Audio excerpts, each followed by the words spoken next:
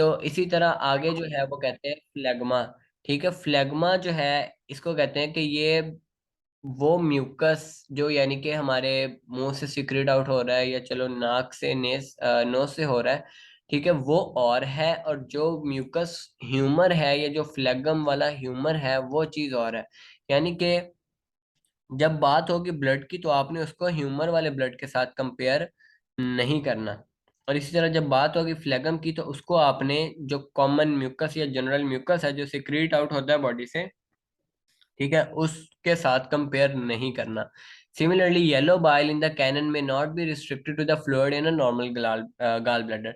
इसी तरह जो येलो बाइल है, ठीक है, तो ये सिर्फ रिस्ट्रिक्टेड नहीं है कि यानी कि जो गाल ब्लैडर में होता है, ठीक है, फ्लूइड, उसको हम येलो बाइल कहते हैं, बल्कि येलो बाइल पूरी बॉडी में हर एक ऑर्गन जो इसके रेलेवेंट ऑर्गन्स हैं जिनकी ये डाइट है या जिन जो इससे न्यूट्रिशन लेते हैं, ठीक है, वो सब कुछ येलो बाइल के अंडर आता है। तो येलो बाइल भी सिर्फ रिस्ट्रिक्टेड नहीं है कि वो गाल ब्लैडर का ही फ्लूइड है।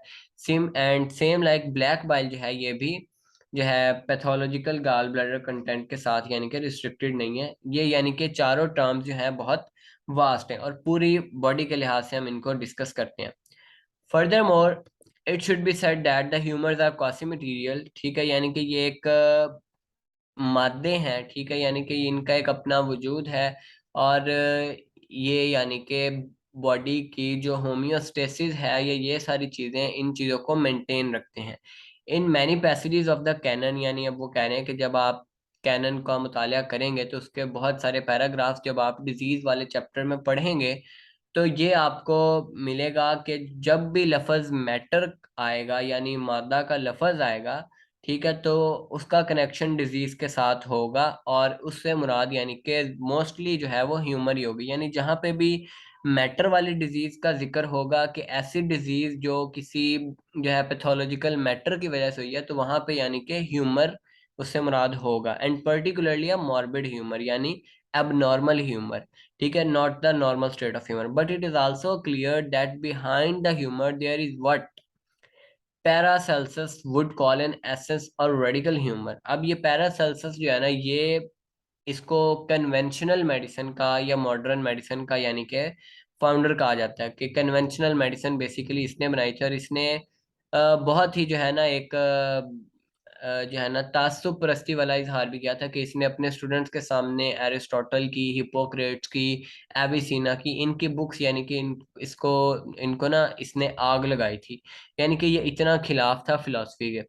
ठीक है, तो अब ये एक्सप्लेन कर रहे हैं कैनन में कि जो पैरासेल्सस जिसको एसेंस बोलते हैं ना डाइट का, या रेडिकल ह्यूमर बोलते हैं, ठीक है, तो ये खुद जो है वो एक ह्यूमर की नेचर को डिफाइन कर रहा है, वेदर और not it is going to become a morbid. ठीक है, अब ये आगे बॉडी के कंडीशंस पर डिपेंड करता है कि वो ह्यूमर एबनॉर्मल होगा या नहीं होगा। उसके एक्सटर्नल फैक्टर्स जो हैं बॉडी के और बॉडी के इंटरनल फैक्टर्स, ये सारी चीज़ें डिफाइन करेंगी कि ह्यूमर जो है बॉडी का, ये बॉडी का एक नॉर्मल पार्ट बन के बॉडी के जो ऑर्गन्स हैं उनको सर्व करेगा, या फिर ये मॉर्बिड ह्यूमर बनेगा यानी अबनॉर्मल बन के डिजीज कॉज करेगा।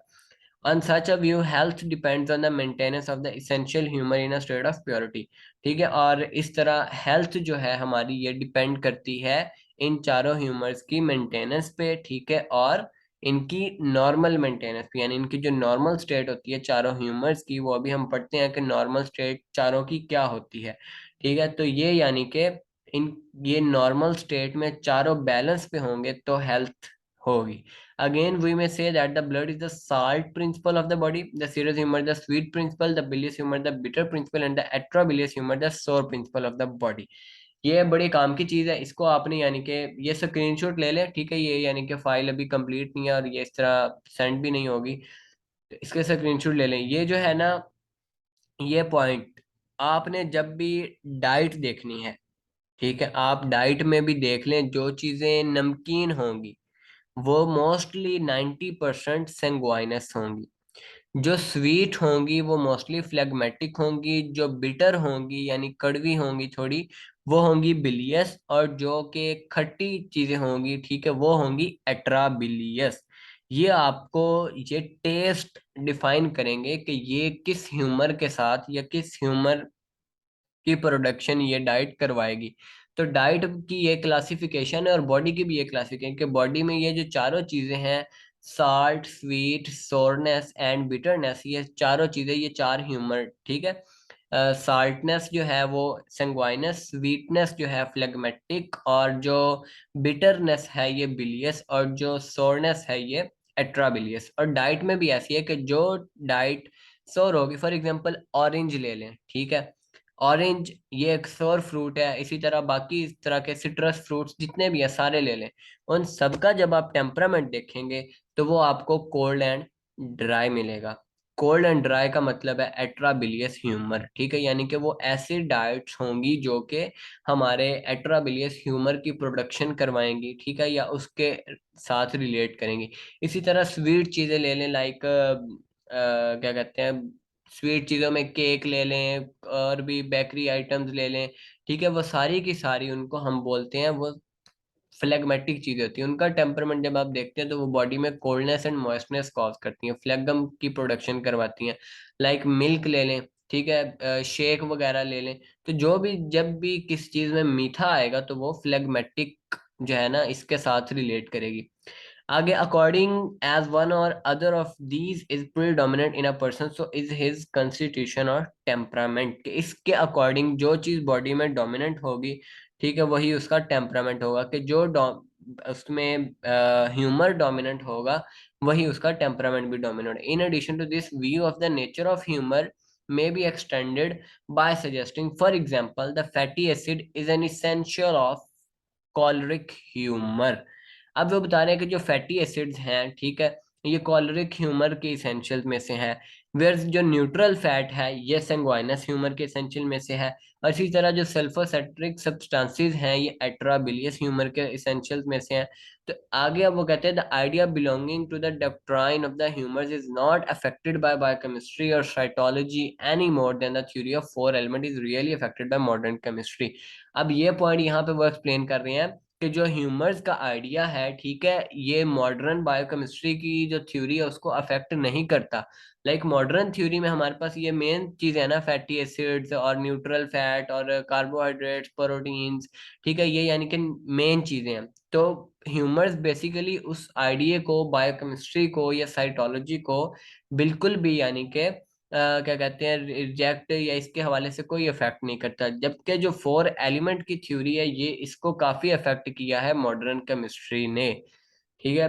To retain the idea is to claim a practical value, एक practical value in drawing a distinction between humours and the body fluids. और हमें यानी कि अपना आइडिया रिटेन रखने के लिए, अपने आइडिया को महफूज रखने के लिए हमें ये वाज़ह करना होगा ह्यूमर्स का और बॉडी फ्लूइड्स का फर्क। Avicenna speaks of the blood as the product of the liver, ठीक है, कि जो ब्लड है ये लीवर का प्रोडक्ट है। The material for its manufacture being derived almost, एक minute, being derived almost directly from the food itself, के जो अब ब्लड की प्रोडक्शन के लिए फूड है, ठीक है, या मटेरियल है, वो डायरेक्टली हमारे पास फूड से आ रहा है। As to the blood cells, had he known of them he might just still regard them as incident as forces accrual, यानी कि जो हम फूड खा रहे हैं बेसिकली वही जाके आगे ब्लड की प्रोडक्शन करवाता है, और ब्लड जो है ये लीवर का प्रोडक्ट है। For a time and always changing in a substance. After all, they are importations into the blood, whatever tissue by their real source, whether their origin is a local or widespread, they are not the real trouble in anemia. अब यहाँ पे ये point समझने वाला है कि जो भी हम खाते हैं या जो भी हमारी बॉडी की सब्सटेंसेस हैं वो सब की सब जो है ब्लड की इंपोर्टेशन है, यानी ब्लड ने वो इंपोर्ट होनी है एक जगह से दूसरी जगह, ठीक है। अब चाहे उस टिश्यू का जो है वो रियल सोर्स, ठीक है, हो, या फिर उसका लोकल हो या वाइड स्प्रेड हो, यानी लोकल मीन के ऑर्गन्स का स्पेसिफिक हो, या ये कि वो पूरी बॉडी में स्प्रेड कर जाए, ठीक है, यानी कि तब तक ये रियल ट्रबल एनीमिया में, यानी एनीमिया होता है ब्लड के लैक करने में, ठीक है, यानी कि जिनमें ब्लड कम हो या ब्लड की कमी हो तो वो होता है एनीमिया। एनीमिया में ये होता है कि ब्लड की प्रोडक्शन नहीं हो रही होती, ठीक है, तो वो एनीमिया होता है। लेकिन जब तक जो है इंपोर्टेशन हो रही है ब्लड की, चाहे वो लोकल है या वाइड स्प्रेड है, ठीक है, तो तब तक यानी कि बॉडी एनीमिया में नहीं है, यानी तब तक बॉडी ब्लड जो है वो सही प्रोड्यूस कर रही है। Remedies will increase their numbers but do not touch the real disorder. From Avicenna's point of view, it might be said that the glamour of the revelation of the microscope has only diverted attention from the real sanguineous humor and its ultimate sources and similar subtitled, thereby leading treatment always to attack on the red and white cell-forming organs for the blood is itself living. अब यहाँ पे वो कह रहे हैं कि जब microscope reveal हुआ, ठीक है, तो इन्होंने क्या किया कि जो रियल सेंगुइनस ह्यूमर था, जस्ट इसने अटेंशन जो है वो डाइवर्ट की। ठीक है, कि उन्होंने अब जो ब्लड था, ठीक है, सेंगुइनस ह्यूमर बेसिकली हम ब्लड को ही कहते हैं ना, कि जो उन तीनों पिछले तीनों का मिक्सचर है। तो अब बाकी वो तीनों को तो माइक्रोस्कोप के थ्रू देख नहीं सकते, तो उन्होंने कहा कि इसलिए बस एक ही बॉडी फ्लूइड है और वो है ब्लड। ठीक है, और जब भी वो ट्रीटमेंट करते हैं तो वो बेसिकली किसको एक्ट करते हैं, ये किसको टारगेट करते हैं, रेड को एंड वाइट ब्लड सेल्स को। ठीक है, जो कि ऑर्गन्स बनाते हैं आगे ब्लड के लिए। ठीक है, आगे नॉट मेरा केमिकल कॉन्ग्लोमेरेट, यानी कि ये सिर्फ केमिकल्स नहीं है या कोई इनका, यानी कि ये एक मेन सेल्स हैं जो कि ब्लड बनाते हैं किसी भी ऑर्गन के लिए। तो जब हम ट्रीटमेंट करते हैं तो वो इन्हीं चीजों को टारगेट करते हैं। Hence on this field there is a need for reverting to the old paths। तो इसलिए यानी कि ये मेथड गलत है कि आप ट्रीटमेंट करते वक्त रेड ब्लड सेल्स और वाइट ब्लड सेल्स को टारगेट, लाइक एंटीबायोटिक्स ले लें, वो बेसिकली करती क्या है, वाइट ब्लड सेल्स पे एक्ट करती है ना। तो इसलिए अब वो कह रहे हैं कि इसलिए इस पाथ को चेंज करने की जरूरत है। ठीक है, और जो हमारा पुराना मेथड है, ओल्ड पाथ है, हमें उस पर चलने की जरूरत है। The constant endeavour is also to reduce everything to terms of cellular individualities as opposed to one single complex, the human being, the one single matter and form inevitably carries errors in its train।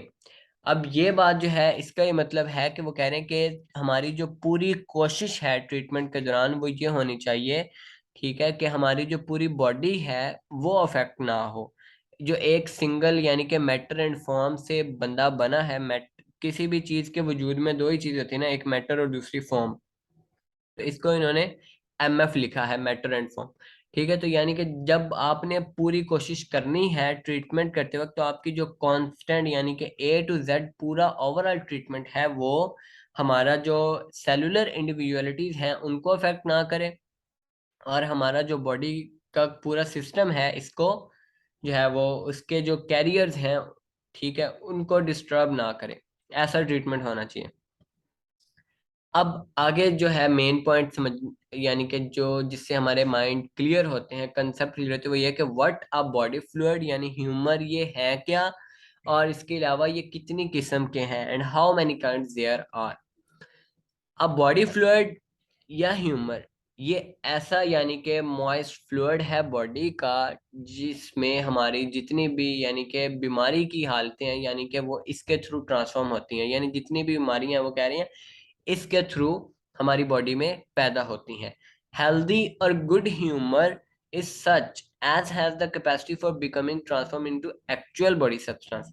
जो healthy है या good humour है या natural humour है, ठीक है, ये जो है वो ह्यूमर होता है कि जिसके अंदर ये कैपेसिटी हो कि वो बॉडी का पार्ट बन जाए, आइदर बाय इटसेल्फ और in combination with something else, चाहे वो खुद बन जाए या किसी और चीज के साथ मिल के वो बॉडी का पार्ट बन जाए। In short it is that which replaces the loss which the body substance undergoes.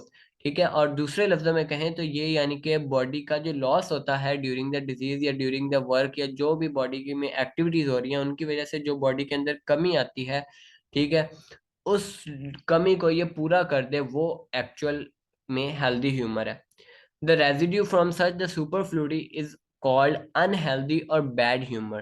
और ऐसा जो कि बॉडी का पार्ट ना बने बल्कि ऊपर सुपर फ्लूइड जो लेयर है हमारी, यानी सुपरफिशियल लेयर है बॉडी स्किन की, ठीक है, उसके ऊपर ये आके इकट्ठा हो जाए। ठीक है, चाहे वो सुपरफिशियल लेयर स्किन की ओवरऑल या किसी भी ऑर्गन का जो सुपरफिशियल पार्ट है, वहां पे आके जो ह्यूमर इकट्ठा हो जाए और बॉडी का पार्ट ना बने, तो वो अनहेल्दी या बैड ह्यूमर है। This is contrary incapacity to the former, यानी कि बिल्कुल पहले वाले से ऑपोजिट है। And is only exceptionally convertible into good humour, और बहुत कम होता है कि ये बैड ह्यूमर गुड ह्यूमर में कन्वर्ट हो। It is proper that it should be expelled from the body instead. और इसका हल क्या होता है अनहेल्दी या बैड ह्यूमर का, कि ये कन्वर्ट तो बहुत कम होता है कि ये इसको हम कन्वर्ट कर सके गुड ह्यूमर में। इसका हल ये होता है कि इसको बॉडी से जल्द अज जल्द जो है वो बाहर निकाला जाए। Some of the fluids are primary and some are secondary. अब कुछ फ्लूइड्स होते हैं बॉडी में जो प्राइमरी हैं, वो चार है: sanguineous, bilious, atrabilious and phlegmatic. And some are secondary. The primary fluids of the body are the sanguineous humor, the serous humor, the bilious humor and the atrabilious humor. The secondary fluids of the body are, अब secondary fluid जो है उनकी explanation आ रही है। कुछ होते हैं non एक्सक्रीमेंटिशियस और कुछ होते हैं एक्सकैरिमेंटिशियस। ठीक है, नॉन एक्सक्रीमेंटिशियस वो होते हैं कि जो कि हमारे जो छोटे छोटे चैनल्स होते हैं टिश्यूज के अंदर, ठीक है, उनकी जो ओपनिंग्स होती हैं और इफिसेस होते हैं, ठीक है, वहां पे प्रेजेंट रहते हैं और उनको जो है वो इरिजेट कर रही है, यानी उनको सप्लाई कर रही हैं, ठीक है, permeating the tissues like a dew and capable of being transform into nutrient as required. यानी कि वो टिश्यू के अंदर परमिएट करने की एबिलिटी रखते हैं और इस चीज की भी कैपेबिलिटी रखते हैं कि जब भी टिश्यू को न्यूट्रिमेंट की जरूरत होगी तो वो उस चीज में कन्वर्ट हो जाते हैं। एंड ऑलमोस्ट कंजील्ड फ्लूइड, यानी कि ये मोस्टली जो है वो पड़े होते हैं, यूज नहीं कर रहे होते बॉडी, लेकिन जब टिश्यूज को जरूरत होती है उस ऑर्गन के टिश्यूज को, तो फिर ये कन्वर्ट हो जाती हैं। अ fluid existent among the tissue element from birth. और ये जो फ्लूइड हैं ये यानी कि बर्थ से, जब बच्चे की बर्थ होती है तो ये तब से बॉडी में प्रेजेंट होती हैं। आगे आते हैं एक्सक्रीमेंटिशियस। ठीक है, ये सुपरफ्लूटी भी इनको बोलते हैं, कि forms of the respective primary fluid, के बिल्कुल जो है ये प्राइमरी फ्लूइड की तरह होते हैं लेकिन ये सुपर फ्लूटी लेवल पे होते हैं, यानी कि ऊपरली लेयर पे होते हैं। As regards the non-excrementitious fluid, these have not, अच्छा excrementitious और non-excrementitious का ये है कि नॉन एक्सक्रीमेंटिशियस वो होते हैं कि जो बॉडी से निकले ना किसी भी सूरत में, यानी कि ये बॉडी से इनको हम निकाल नहीं सकते। ये सेकेंडरी फ्लूइड्स में नॉन एक्सक्रीमेंटिशियस वो होते हैं। और सेकेंडरी फ्लूइड्स में एक्सक्रीमेंटिशियस वो होते हैं कि जो बॉडी से निकल जाएं। ठीक है, these have not yet been subjected to the action any of the simple member, के जो अब ये एक्सक्रीमेंटिशियस हैं सेकेंडरी फ्लूइड्स हैं, इनका अभी तक यानी कि जो सिंपल मेंबर्स हैं यानी ऑर्गन्स हैं बॉडी के मेंबर्स की जब भी टर्म यूज होगी ना कैनन में, तो इससे मुराद ऑर्गन होगा। ठीक है, तो यानी कि ये ऐसे फ्लूइड्स हैं कि जिनका अभी तक यानी कि कोई एक्शन क्लासिफाई नहीं कर सके कि ये ऑर्गन के लिए कोई फंक्शन परफॉर्म करते हैं। Not till they reach the tissues for which they are destined are they change, और ना ही ये उस टिश्यू तक पहुंच सकते हैं या पहुंच पाते हैं, ठीक है, जिसके लिए यानी कि इनको पीछे से यानी कि रिलीज किया जाता है, ये बॉडी में ये बनते हैं, लेकिन ये जिस टिश्यू तक इन्होंने जाना था ये वहां तक पहुंच भी नहीं पाते। Of the four varieties above named, ठीक है, अब ये जो ऊपर चार वेराइटीज बताई हैं, यानी sanguineous humor, serous mean phlegmatic humor, the bilious humor and the atrabilious, atrabilious mean melancholic humor। ठीक है, अब ये कह रहे हैं कि ऊपर जो चार वेराइटीज बताई हैं इनमें से जो सेकंड है यानी सीरस ह्यूमर है, ठीक है, यानी कि फ्लेगमेटिक ह्यूमर है, ठीक है, ये क्या करता है टिश्यूज को मॉइस्ट करता है according to the requirements which active movements entail and it comes into play if there is anything likely to dry up the tissue. ठीक है, और जब भी कोई ऐसी सब्सटेंस आती है जो कि टिश्यूज को ड्राई अप करती है तो तब ये एक्शन में आता है और टिश्यूज को मॉइस्ट करता है। और जो थर्ड वैरायटी है यानी कि कॉलरिक ह्यूमर, ठीक है, या फिर बिलियस ह्यूमर, ये क्या करती है कि form the nutriment which will be change into the substance of the tissues, के ये जो है न्यूट्रीमेंट को बनाती है। ठीक है, ये एक न्यूट्रीमेंट की फॉर्म में पड़ा होता है टिश्यूज के पास, और जब टिश्यू को जरूरत होती है तो ये फिर टिश्यू के लिए उस सब्सटेंस में, जिस सब्सटेंस में टिश्यू को जरूरत होती है उस फॉर्म में ये कन्वर्ट हो जाता है। Whether to the extent of entering into their temperament, या तो ये होता है कि वो उनके टेम्परामेंट के हद तक जो है वो शामिल हो जाता है, या तो फिर ये बिल्कुल अपना एसेंस ही चेंज कर देता है, thereby attaining an entire likeness to the member, और ये बिल्कुल उस ऑर्गन की तरह बन जाता है, यानी ऑर्गन में इस तरह शामिल होता है कि वो ऑर्गन का पार्ट हमें लगता है। द फोर्थ टाइप यानी कि मेलंकोलिक ह्यूमर या atrabilious humour account for the continuous identity of the member और of the body throughout life, कि ये जो है किसी भी ऑर्गन का यानी कि कंटिन्यूअस पार्ट है, या बॉडी का भी ये कंटिन्यूअस पार्ट है थ्रू आउट लाइफ। ठीक है, इट अरोज विद स्पर्मा, कि ये स्पर्म से जो है वो अरोज होता है। And it is however true to say also that the semen जो सीमन है यानी मेल एंड फीमेल, ठीक है, दोनों के यानी कि मेल की जो है वो स्पर्म्स एंड फीमेल के एग्स, उनसे जो आगे फिर कन्वर्जन होती है, ठीक है, अराइजेज आउट ऑफ ह्यूमर्स, के वो सीमन भी जो है वो ह्यूमर्स से बना होता है। नेक्स्ट आ गए द फोर बॉडी फ्लूइड्स और ह्यूमर प्रॉपर, ये यानी कि अब वन बाय वन सबकी स्टडी होगी, तो वो आज ही कर लें या फिर नेक्स्ट पे रख लें?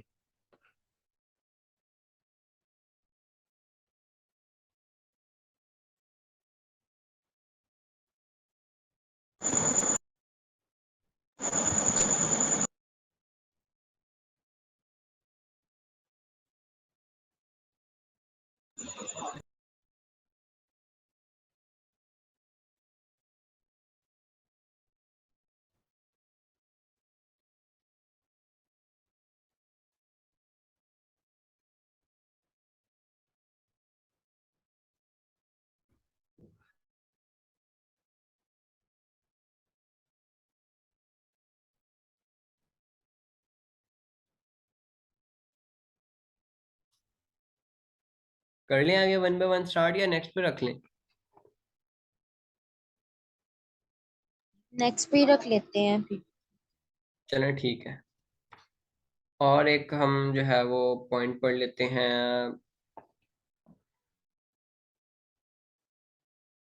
अभी जो टाइम है ना, इसमें हम पल्स का थोड़ा बहुत पढ़ लें।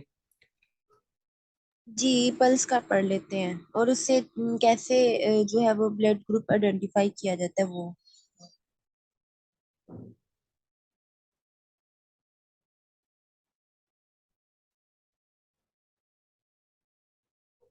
चलें ठीक है, पल्स वाला हम पढ़ लेते हैं। एक मिनट में ना फाइल न्यू ओपन कर लें पल्स वाली।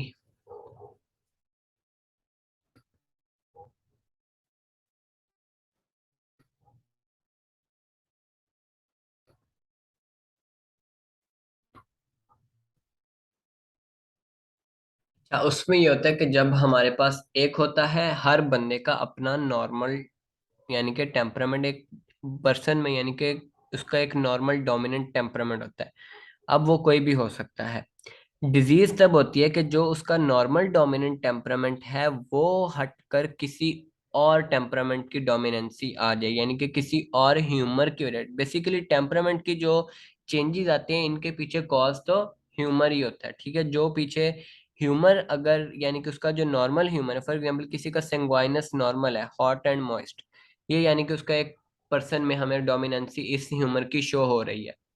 लेकिन जब डिजीज होती है तो डिजीज ये होती है कि उसका जो नॉर्मल है सेंगुइनस ह्यूमर, ठीक है, जो उसमें डोमिनेंट था नॉर्मल स्टेट में, यानी कि वो अपने एक्शन परफॉर्म कर रहा था, तो वो हटकर सेंगुइनस से आप देख लें जो है वो कॉलरिक में चला गया, यानी कि हॉट एंड ड्राई में चला गया। ठीक है, तो फिर ये उसका नॉर्मल सेंगुइनस था, डिजीज स्टेट में कॉलरिक में है, तो हमने कॉलरिक से उसको वापस सेंगुइनस में लाना होता है। और ओके, बेसिकली तो जो ये तो कहते हैं कि हम जब डिजीज कॉज हो तो उसके टेम्परामेंट के अपोजिट उसको मेडिसिन दी जाती है, तो इसका क्या इसमें कॉन्सेप्ट है? अच्छा, ये कंसेप्ट ना वैसे गलत है कि टेम्परामेंट के अपोजिट दी जाती है। अभी ये ना हम आगे थ्योरी पढ़ेंगे, लॉ ऑफ सिंपल ऑर्गेनोपैथी। ठीक है, ये बेसिकली यूनान से ही आ गया है। बहुत सारी डिजीजेज ऐसी हैं, एक नहीं बल्कि हजारों डिजीजेज ऐसी हैं कि जिनमें हम अगर अपोजिट टेम्परामेंट की मेडिसिन देते हैं ना, तो वो जो है फिर प्रॉब्लम हो जाती है। लाइक आप देख लें, ब्रेन का जो नॉर्मल टेम्परामेंट है वो कोल्ड एंड मॉइस्ट है।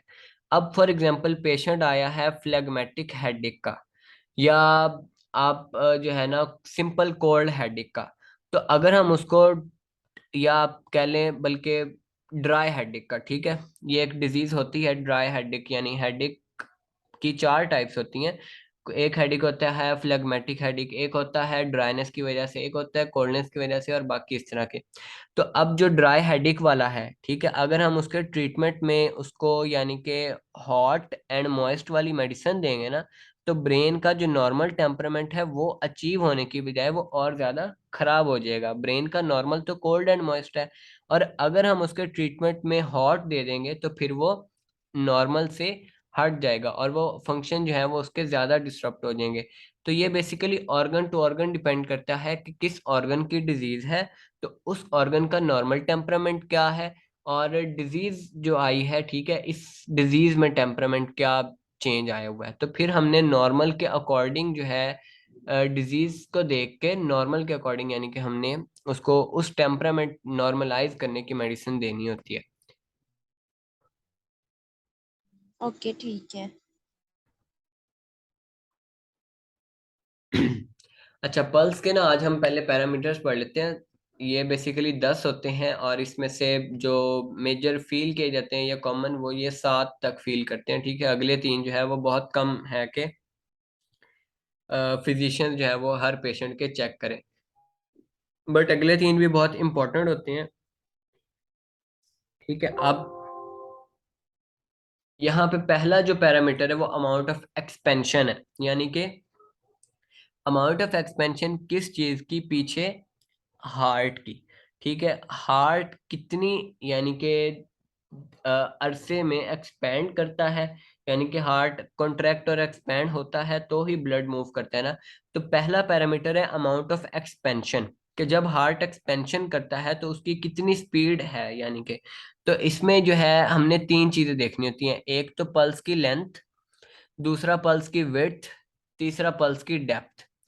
लेंथ जो है ये हम अपनी फिंगर्स से फील करते हैं, कि अगर एक फिंगर तक हो तो वो बहुत ही शॉर्ट है, अगर 2 फिंगर तक हो या 2 से 3 के दरमियान हो तो मॉडरेट, और अगर 3 फिंगर से ज्यादा हो तो फिर वो लॉन्ग पल्स होती है, ठीक है। यानी कि फिर शॉर्ट अगर हो तो शॉर्ट उसका एक्सपेंशन का पीरियड है, और ये भी अब नॉर्मल होता है। और शॉर्ट किस वजह से होता है, वो होता है कोल्डनेस की वजह से। और मॉडरेट तो ठीक है, आगे जो लॉन्ग होता है वो हॉटनेस की वजह से होता है, यानी कि एक्सपेंशन का जो टाइम है वो अगर लॉन्ग हो जाए, यानी 3 फिंगर से ज्यादा हमें पल्स फील हो, 4 फिंगर्स तक, 5 फिंगर्स तक, 6 फिंगर्स तक, तो फिर जो है ये हॉटनेस को इंडिकेट करता है, और ऐसी पल्स को हम लॉन्ग पल्स कहते हैं। आगे सेकंड पैरामीटर, अभी फर्स्ट पैरामीटर का सेकंड पॉइंट है विड्थ, ठीक है। विड्थ हम चेक करते हैं अपनी जो फिंगर्स हैं इनका जो यानी कि फिंगर्स के आप कह लें जो नेल्स की नीचे वाली सरफेस है जिससे हम पल्स को चेक कर रहे हैं, ठीक है, उसकी जो यानी कि विड्थ है ना, उससे चेक करती है। यानी कि उंगलियों के जो पूरे होते हैं ना, जिनको हम अपनी लैंग्वेज में पूरे बोलते हैं, कि उंगलियों के जो पूरों से हम चेक करते हैं ना, कि अगर तो पूरे पार्ट पे फील हो रही हो, यानी कि नेल्स के नीचे वाला जो पार्ट है, इस पूरे पार्ट फिंगर पे, टिप। हाँ जी, फिंगर टिप्स कह लें, तो इस पे पूरे पार्ट पे अगर फील हो रही हो तो फिर वो वाइड होती है। और वाइड पल्स जो है ये मॉइस्टनेस को शो करती है। और अगर हमें बिल्कुल थोड़े से पार्ट पे फील हो रही हो तो ये होती है क्या कहते हैं, नैरो पल्स, ठीक है। और नैरो पल्स शो कर रही होती है ड्राइनेस को। जहां भी नैरोनेस हमें पल्स में शो होगी तो इसका मतलब है कि बॉडी में कहीं ना कहीं ड्राइनेस है।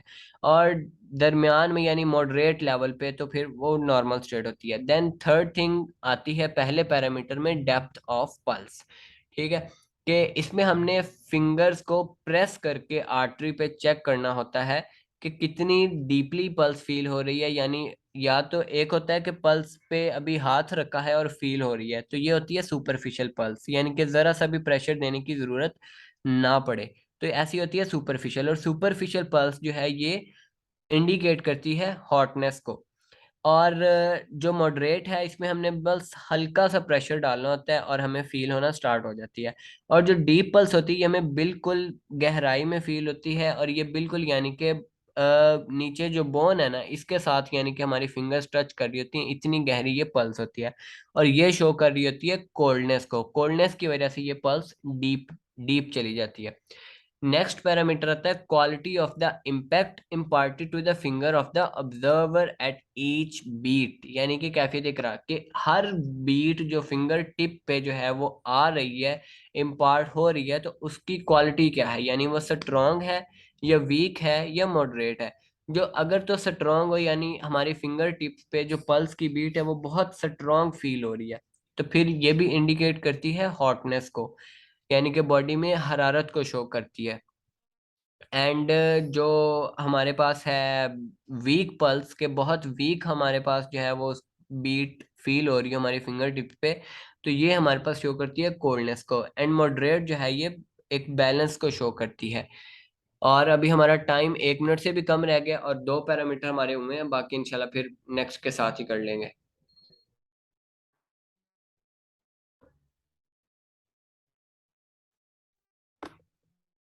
और जो आपने पूछा था ना कि ब्लड ग्रुप कैसे चेक करते हैं, तो ब्लड ग्रुप बेसिकली हम टेम्परामेंट से चेक नहीं कर सकते। ठीक है, ये एक हल्का फुल्का जो है ना रिसर्च या एक एनालिसिस की थी इन्होंने, इंडिया वालों ने। वो अभी टाइम हमारे पास थोड़ा है, ये कल जो है ना पहला वही काम करेंगे कि हम ना वो एनालिसिस पढ़ेंगे, मेरे पास पड़ी हुई है। वो एनालिसिस पढ़ेंगे, उसमें हम देखेंगे कि किस टेम्परामेंट में मोस्टली किस ब्लड ग्रुप के